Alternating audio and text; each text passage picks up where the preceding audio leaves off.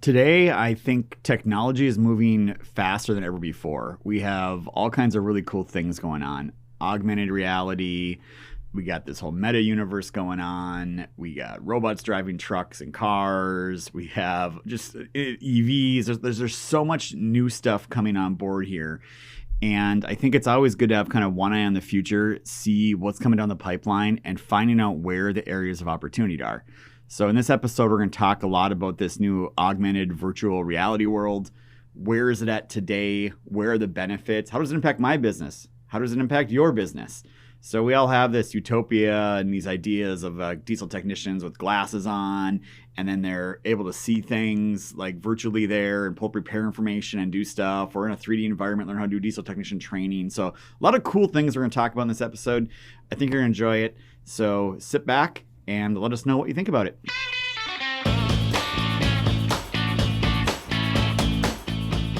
All right, so extended reality, virtual reality, augmented reality, mixed reality, a lot of realities, and then there's real reality. And I'm always confused on what these things are. And I hear these words, and I've seen some tech in like the commercial truck space and the equipment space.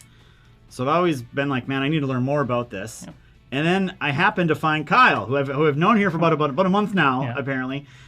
We both live in the same town. So Kyle, like, maybe can you break down for people, and this is your world, like you've been involved in this stuff a little bit, so that's right. Can you kind of break down a little bit like what these are and like explain it a little bit more for the audience? Yeah, there's a lot of different paths to go down. There's a lot to bite off there, and you forgot one: metaverse, right? The biggest term out there that everyone is using in a lot of different ways. And so breaking down augmented reality is really just augmenting my reality. And so it could be with glasses where I, see a figure, see an object inside of my reality. And one of the most common use cases is shopping and e-commerce. If you're buying a big couch online, you need to, make sure it fits, make sure it's the right size so you can experience it without going to a store. So what you're doing is you're bringing a 3D object into a digital object into my physical reality. So a lot of different use cases. If you go one step further into mixed reality, this is where I start overlaying that digital object into a physical object, meaning where I can, if I'm on an assembly line, the augmented reality now becoming mixed reality is helping me perform my job better through visual verification. And so if I look at an engine that's partly assembled, I can use this mixed reality tool to look at the engine and know what components need added next. Or if I have instructions in my glasses augmenting my reality, I can raise my right hand and look at what I need to do next. And then we start integrating IoT sensors into the reality, which I know is a whole different concept. But then you start getting validation right in your reality in a digital sense. And so then I can look at, okay, the PSI is it's torqued down to a certain rating. I can now move on. I get this big green flash, and it signals for me to go on versus having to know that every torque needs to be set at this specification. All right, so let's talk about augmented reality for a second. Okay. Because I think this is augmented reality. Like, I go to the trade shows or a lot of these conventions. I even had some of these vendors show up here, and they have like the wearable hardware. Mm-hmm. And then I'll put them on, and then like, boom, there's a big semi-truck right in front of me, or an engine. That's augmented reality, I'm assuming. So if you're putting the headset on where your view is obscured, you're in virtual reality, meaning the whole world around you is virtual. Now, obviously, the Oculus and some of the other headsets now have pass-through vision, so I can begin to see a little bit of my surrounding area. Yeah. But when you put the whole headset on and you're transported into a virtual world, that's your virtual reality. Okay, yeah. These ones I could see like the conference floor still, except there's like a truck floating in front of me and the whole thing. Now, it appears to me there's like a couple pieces to this. There's the hardware piece. That's right. Right? And then there's the software piece to do whatever you're going to do with the goggles that are on. Mm-hmm. And then it seems like there's almost a third piece, which is the content side of it. So I know some of the guys that come to visit us, they're like, cool, put the headset on it. Put the headset on, cool. I see my surrounding my conference room, and there's a semi-truck there. And they're like, we need help developing the content to actually do something with this truck now. And that seemed like the kind of the sticky point with the existing VR augmented reality companies that were there. Is that one of the barriers to this whole thing? It absolutely is. And so, if you a manufacturer of parts, you obviously have a CAD file of some sorts, but it's probably 500 megabytes. It's extremely high resolution, and it can't be supported on some of these smaller devices, smaller hardware. And so, every customer I talk to says, okay, we have 10,000 SKUs. How are we going to tackle augmented reality? or other customers have hundreds of thousands of SKUs. They want to start going down the direction, but absolutely, they have too many CAD files that are not optimized for augmented reality. So what you're starting to see are a lot of companies, a lot of businesses that focus around converting high resolution, high fidelity CAD files into lightweight. And so this is where I've spent a lot of my time is helping navigate that bridge from a high fidelity CAD model to low. And you're certainly starting to see a lot of different programs and companies out there that can do it automatically, but there's a trade-off in quality. So the more you automate, the less quality you have, and we're starting to see that curve shift a little bit. But it's certainly a hurdle and getting a lot of SKUs transferred in augmented reality. So you mentioned like the furniture example, like in someone's house, right? So I can get that, right? Like, hey, I got my living room. I want to see how this thing's going to fit in here without busting the tape measure and marking things off, That's right. Which is probably the way I would do it. But is that like a today thing that exists today and companies are doing that, or is this a future thing, or is it like are we at the very beginnings of this thing? It's been adopted, probably 6 to 8 years ago. You start to see some mainstream adoption by some of the more innovative brands. You have Wayfair, you have Overstock, you have different furniture companies who are trying to build a massive .com brand. And whenever you're trying to sell online and you're taking away that option to go shop in store, and when you're shopping in store, what are you doing? You're sitting on it, you're measuring it, you're looking at it. Yeah. You really have to accomplish certain data points as a customer to get across that purchasing decision. And so what augmented reality does is it skips the whole need to go into a retail store, to sit on it, to touch it. And what I say is you can digitally touch, digitally feel it by addressing those same data points in an augmented reality experience. Yeah, so you mentioned a couple years ago, right? 6, 7 years ago. And it's funny because before this, I was like Googling and doing some research. And a lot of the articles I think I found one all the way back to like 2017, but there were some 19s and 20s in there, which doesn't sound like that long ago, but I guess it's 4 or 5 years at this point. And they're saying they're investing money, they're doing these things. And I'm still trying to, like, the problem I still come down to is, at least in my world of heavy truck and equipment, I haven't seen a lot of it like actually, like, I don't know, monetized or used in the sales process or the service repair process. Yeah, it's a tough one. I'd say right now the adoption is really around e-commerce, online shopping. What we're starting to see is a lot of marketing activations. And so we work with influencer brands, we work with big brands at a global scale, even in the video game world, helping launch video games. We did a big campaign with a company called Deep Silver and GameStop, where we brought the game to life in a way where you could interact with it, created user-generated content, and it was all for the purpose of driving people into a retail store. So we're starting to see more use cases hit and land with different audiences, specifically around market launches, marketing activations. I know there's a lot of really big, cool ones coming up. Obviously, Nike did a virtual store where you could actually shop in augmented reality. There weren't products in the store per se, but they were virtual. But you walked into a booth like you were in a retail store. And so lots of evolvement over the years. I can tell you, 10 years ago when I first got into software, specifically around 3D configurators and augmented reality, augmented reality is a nice to have. And unfortunately, in a lot of these use cases, it's still nice until we start getting into the mixed reality where I'm putting on Google Glasses or some other device that I can wear and augment my field of vision. Again, going back to operator training, onboarding, but from a day-to-day, specifically in your world, I don't know if the technology is there enough to actually help. It might slow down. It might be considered a nice to have until AI comes into the mix. And then when AI can actually start curating the content on demand based upon what I'm facing, I think it's going to be hard because you're going to have to curate every possible example. You're going to have to create the content. You're going to have to hook it all up somewhere in a software, create the logic. And so it is a massive hurdle. And a lot of times people fail when you're trying to evaluate the build versus buy or the business case around it. Yeah, so you mentioned the hardware a little bit. So, like, I think a lot of the audience is familiar with the Quest goggles from Meta, Facebook. We got the Halo from Amazon, from Microsoft. I'm guessing there's other people that have different wearables as well. Are they all kind of created equal, or is there a ton of these guys out there? Or how? I would say there's not enough out there. Okay. And so everyone has their different hardware, different capabilities, different compute power, different chips.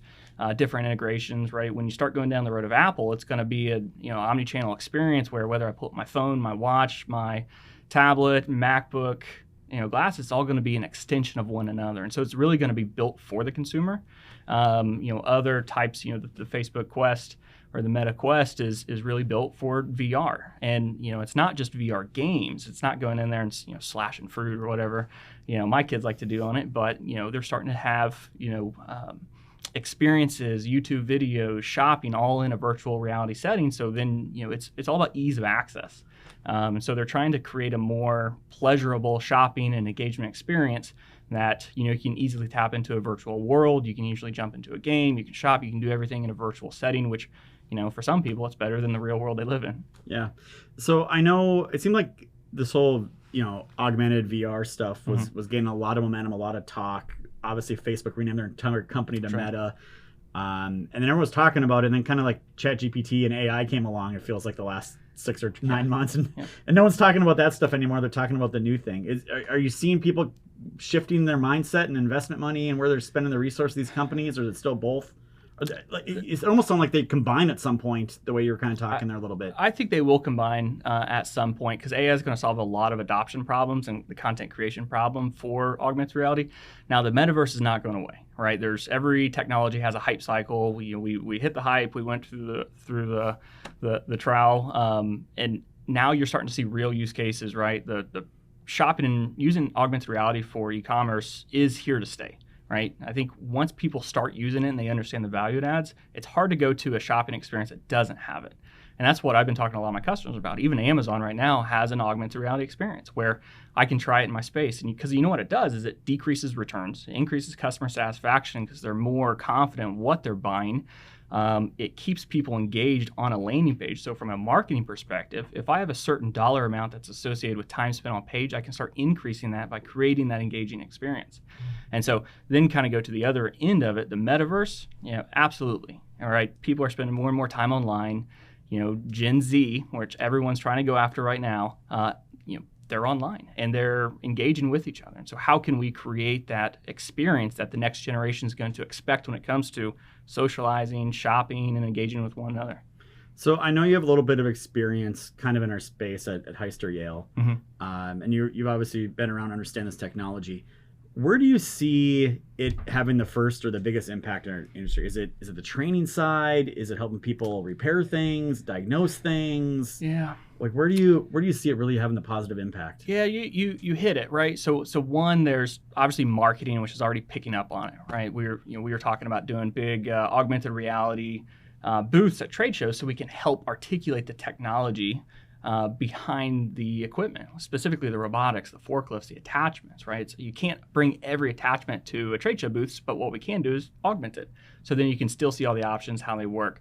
But from a day-to-day, it absolutely is training. I think it's about 7 or 8 years ago, we were looking at, how can we bring mixed reality into the assembly line? And we, had a use case, had a business plan, but the savings just wasn't there yet because you can't take an operator out of the line to go recharge a battery or swap out a pack because with all that compute power in a small device, it would only last a couple hours. And then you start getting into tethered devices. Now safety gets involved, OSHA gets involved because there's a wire that's hanging down from somebody's belt. And so it just wasn't there yet. And so it really struggled to adopt. I think we're getting to a place now where the hardware is catching up with the needs of the consumer and the use cases where you're going to start to see more robust training. Obviously, JL has their own metaverse for diesel training. It looks a little Roblox-y. I don't think a lot of people in this space would enjoy picking it up, but that's the thing that we need to solve is what is that experience that's going to add value or utility to that experience or that technician? Yeah, I think it's difficult for me because I go to these trade shows and I see, I see the expos, I see the booths, I see them showing them what they're wearing the glasses, and my core customers, that small independent shop guy, the mobile maintenance guy on the side of the road. I'm like, okay, those guys are never going to do it. So who is? But it always seems like the big fleets are the Walmarts, the FedExes, these big guys because they have thousands and thousands of technicians, tens of thousands of pieces of equipment, probably the same model trailers and trucks and engines, so they can build out their own content to do it. So I can see where it's going to make sense in some areas. What about automotive? Like usually we always joke that, hey, you want to know where trucks are going to be in 10 or 15, 20 years, just look at automotive because we're constantly behind. Have you seen much on the automotive side, like on the showroom side at all, or on the repair side or the marketing side? Not much adoption there. There are some use cases that are coming out, such as removing blind spot for the driver. And so as you're driving down the road, obviously you have blind spots. That's one use case. The next is inserting diagnostics into the device. And so if I'm driving down the road, check engine light comes on, I can tap my device. Again, this is all assuming it's comfortable to wear, because right now they're not. But assuming it's comfortable to wear, then I could integrate all my information right into my glasses. And so whether I'm the driver or operator of a car or a technician, I can put these on and then start exploring the car, kind of like Iron Man, Tony Stark, right in his lab, as he starts touching it, being able to pull information out of a car that can be visualized. Because you interpret visualized information much faster than you do having to read it. So if you're reading diagnostic information, description, recommendations, you're going to absorb it better if you just get an arrow that points to this blinking red dot that shows me where I need to look or what I need to remove. Yeah. So those are going to be things that help the operator perform more. I think those will start to adopt over the next few years as the hardware begins to get in place, and then again, solving that content problem. What did you do at Heister Yale? Like, what were they doing with the diagnostic side? Yeah, so I specifically ran the telemetry business, and so it was, we'd put a card reader on the truck. It was all about safety, and so we wanted to, one, get data off the vehicles itself so we could provide a better customer experience, but also to provide safety for the operator. So we wanted them to digitize the initial pre-inspection checklist. We wanted to make sure the operators were wearing their seatbelt. And then we also wanted to make sure that if there was an incident, an impact on the forklift, they ran into a rack, ran into somebody else, that we could record it. And so that was kind of the basis of when we came in. And then we started down the journey of how do we provide an omni-channel customer experience? What can we do with all of this data, not just in telemetry, but fleet and warranty and aftermarket and sales, to really provide not only a customer 360, but support the dealers and the dealer network for having a better customer experience. Because, part of the problem is parts, right? Getting parts to the right place at the right time was a struggle. And so we looked at how can you predict part failure on a truck for several reasons. One is for SLAs, obviously, if you have fleet and SLA guarantees, you got to keep the fleet up. But what we wanted to do was make sure that if we're ordering a part that has a 6-month lead time, is coming from overseas, that we can order it 3 months in advance. And so we just cut our lead time in half by being able to predict, based upon what combination of DTCs was going to result in a part failure. And so we started down this whole digital transformation journey, really specific about enhancing the customer experience. And so that was just one. And then we set up a whole command center down in Tyler, Texas, where we are monitoring fleets around the world. And so if your big truck had a pneumatic tire, the air pressure is low, guess what? You're probably wasting a lot of money on extra gas. And so what we wanted to do is call the dealer, so the dealer could call the customer and tell them that, or send somebody out there to air up the tire to save them real money. So it's really, we started at, what are the problems the customers have in the field? And then we backtracked. How can we support the dealers provide a better experience? How can the OEM provide a better experience for dealers? Yeah, so a very similar thing that we're seeing with other companies and other both manufacturers, dealers, and startup companies, essentially. Yep. So there's a one that we got to know pretty well. There's two actually, Pit Stop and Uptake. Okay. So they're basically grabbing data off all these electronic logging devices that are attached to the trucks. Mm-hmm. And doing predictive or attempting to do predictive. Yeah.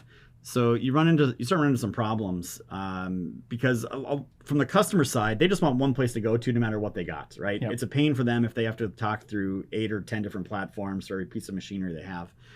So a lot of it comes down to data, the quality of the data that you're getting off the vehicle. So unfortunately with, ELDs and aftermarket things, there's like two types of data essentially on the CAN buses. There's proprietary stuff that's hidden, and then there's the public stuff, right? And of course, all the proprietary stuff is what everybody wants access to get all the good data, because the algorithms are only as good as the data that you get them. And that's one of the things we've been doing here at Diesel Laptops. Like, okay, we saw all these different tools before you showed up. I kind of walked you around. I was like, oh, here's a couple different tools. And then we had the epiphany one day, like, man, no matter what tool a customer uses, and no matter what year, make, model they connect to, we need to get all that data back in a standardized way and display it to the user. And it's not an easy accomplishment as we got into it, right? It's a difficult thing. At least with Heister Yale, you guys kind of owned your own equipment there to be able to have access to all the proprietary data. But that is one of the big challenges, and when this all comes down to it, is high quality data off vehicles consistently. Yep. Yeah. We certainly had to go down that data road. We had kicked off a master data management effort because our dealers are all independently owned. They all use their own systems. And so when we say, DHL facility in Alpharetta, Georgia, right? It's some people are going to capitalize it, some people aren't. It's going to be spelled different. It's going to be abbreviated. And so how do we combine or aggregate all this data to tell a compelling story? And that's where I really believe AI is going to come in to help solve that problem. So all these manual data entry things and, APIs into different systems and trying to aggregate data, you're already starting to see it in tools like HubSpot and CRMs where they're saying, hey, these two contacts might be related, and then you can approve or review it. What you're going to start seeing is plugins, browser extensions, and tools that will help streamline that ETL process for you. And so it'll take raw data, it'll transform it, and then put it into a readable and actionable data set. So I feel like AI kind of just made the scene, right? But it's been around for a little bit. It's been around. Yeah. Where are we at like today's world with AI? Is this like day one? Like maybe a football analogy, right? We're on the 1 yard line. We got 99 yards to go. Like where are we with this AI stuff? I think it's gotten a lot of traction, and OpenAI, ChatGPT certainly helped with that mainstream adoption, right? And it's put a lot of startups out of business, honestly. When you look at companies like Y Combinator who are trying to cultivate and grow young startups, 80% of them were AI companies. Yeah. And so when you start to see big, companies like OpenAI and what tools, resources, people, and money they have, they're dominating the market. But yes, you look at Lensa AI, everyone's doing profile pictures, right? So now you're not just, you're not able to just have a conversation with somebody. You can actually create images and content, and it's going beyond that. I don't know if you saw around the internet, there's a Coca-Cola commercial that's entirely created by AI. Yeah. A full commercial. It looks like you're back in the 90s, but it's a little creepy because AI has a little trouble with fingers and mouth movements. I saw that in Midjourney, yeah. Okay. Yeah. So that one's a little bit weird, but what you're starting to see is that evolution of real-world use cases being solved with AI. Even talking with my marketing team, where how can we start doing blog posts and content using AI versus sitting down and paying people to actually write it out, because it can formulate reports, it can summarize data, it can scour more sources than we can. It can even provide you the sources it got it with. And so, one of the questions I wanted to ask you is, how is AI going to transform your industry, or what have you thought about, AI and content creation and all these new techs? I mean, I think it can really help. So part of the struggle that we have and our users have is we got to be really specific when we're looking things up, right? Okay. So we can't just put a prompt in like, why do I have white smoke coming out of my 1999 Peterbilt with a CAT engine? Like you can't do that. You got to be like, well, I got to go to symptom-based troubleshooting, pick my year, make, model, and then select white smoke. Okay. And now I can do it. So I think AI being able to have like that natural search, the ability to just ask it questions and have it give you answers based on the data sets that we have, will be super beneficial. A lot of this too comes down to, like you were talking about, multiple fault codes. Yep. Like we never have, rarely one code go off. It's usually multiple fault codes. Yep. And we all know there's a common denominator in there. And we've played with some tools, and we had a third-party company actually do some stuff for us. And again, it came down to our data set. Sometimes we'd ask positive questions, sometimes we'd ask negative questions, right? Is your coolant cold? Is it below this temperature or above? Or we weren't consistent in how our repair information was. Okay.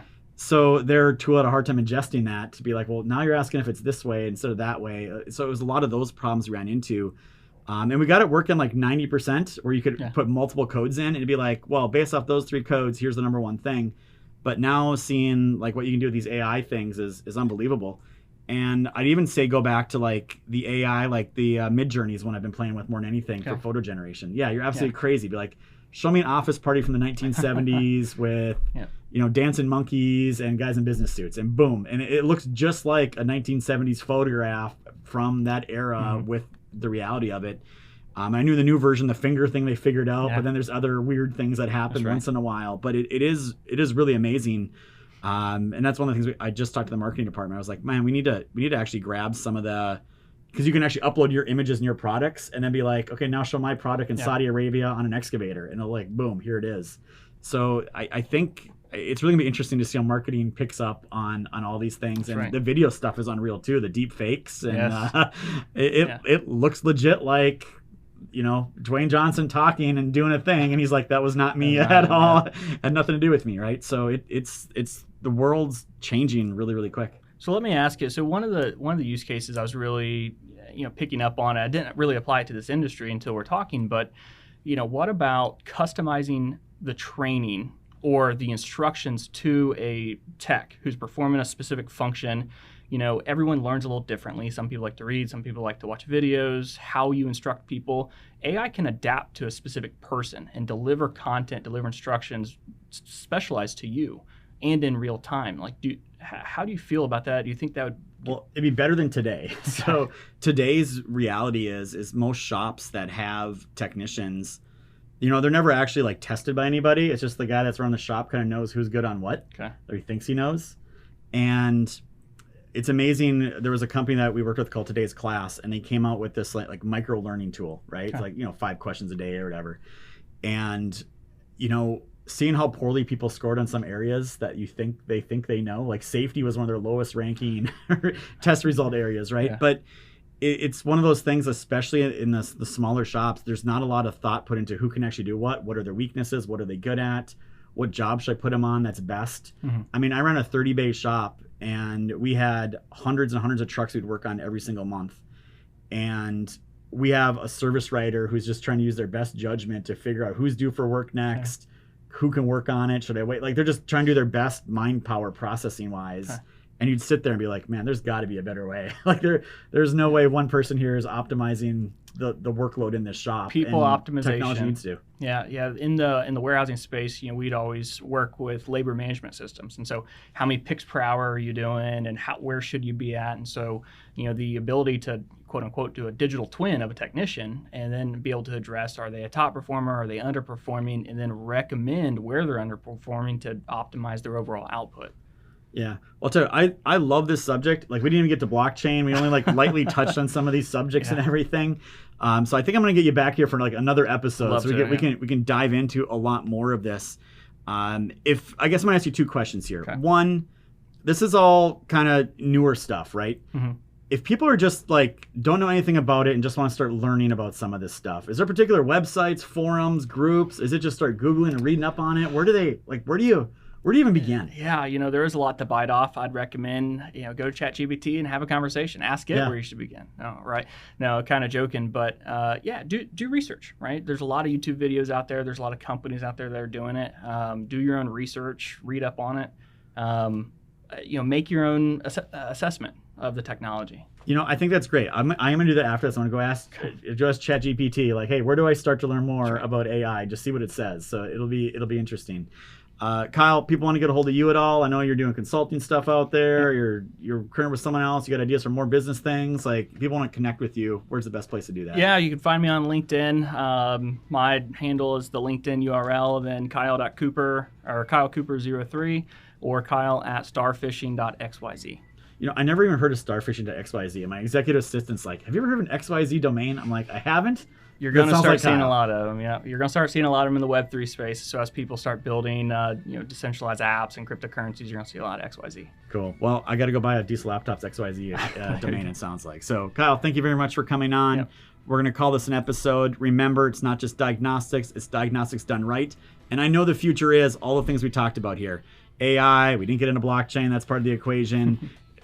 We got virtual reality, augmented reality, mixed reality, meta, like a whole bunch of great, cool technologies. We all have a front row seat on it, chance to really learn. I think a lot of opportunity is going to open up for entrepreneurs and businesses to be more successful as they adopt this technology. So thank you for watching. Thank you for listening. Like, comment, share, subscribe. We appreciate it.